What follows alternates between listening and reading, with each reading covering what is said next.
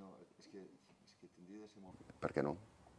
Perquè no es podia externalitzar Ràdio Televisió d'Andorra i em diran, no, és que és la Ràdio Televisió d'Andorra.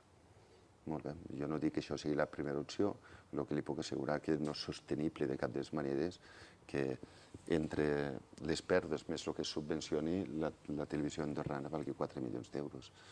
Escolti, miri, té una televisió com a Lleida, vull dir que em sembla que en val 900.000, no? Doncs tindrà a veure quin model de televisió, però el més important de tot això, més enllà d'externalitzar o no, és d'una vegada per totes, perquè també aquí hi ha molta inquietud de molts professionals que es mereixen el respecte de saber cap a on es va, és que potser que ens plantegem d'una vegada per totes quin model de televisió volem.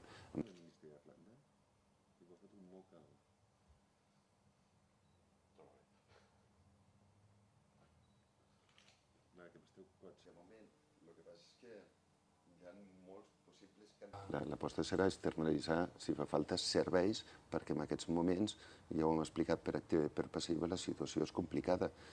I la veritat és que el que evidentment no s'externalitzarà és tots els aspectes que toquen l'estat del benestar, vostè ho entendrà.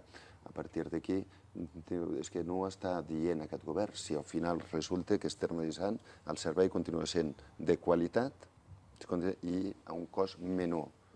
Quin problema hi ha? Vaig fer tot el Salou, Vilafortuna i tal, tampoc es veia massa gent.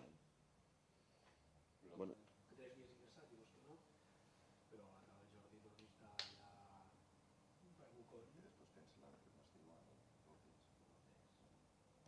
però que està pregat. sí. I després sempre pot comptar amb